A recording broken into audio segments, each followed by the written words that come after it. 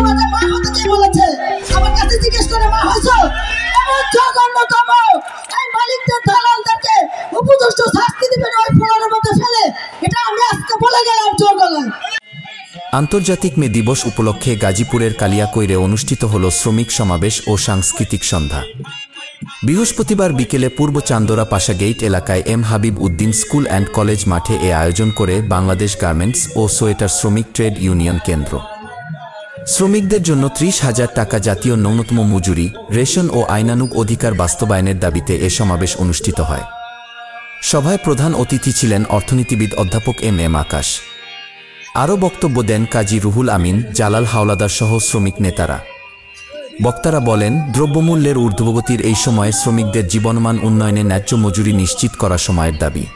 মালিক আপনারা এত রক্তচোষা শোষক হয়ে গেছেন যে একটা মে দিবসেও আপনারা শ্রমিকদেরকে ছুটি দিতে চান না। আমরা সাপ্তাহিক ছুটি তো ঠিকমতো পাই না। আপনারা বলেন আমরা শ্রমিকরা যখন অধিকার নিয়ে কথা বলি, আমরা শ্রমিকরা যখন অধিকার নিয়ে কাজ করি, তখন আপনারা বলেন নানান অজুহাত দেখান, আমাদের শিপমেন্ট সমস্যা, আমাদের কাজের সমস্যা। গাজীপুর প্রতিনিধি পুনম শাহরিয়ার ঋতুর পাঠানো তথ্যচিত্রে ডেস্ক রিপোর্ট, মিশন 90। মিশন 90 সংবাদের পিছনে নয়, ভিতরে ছুটি।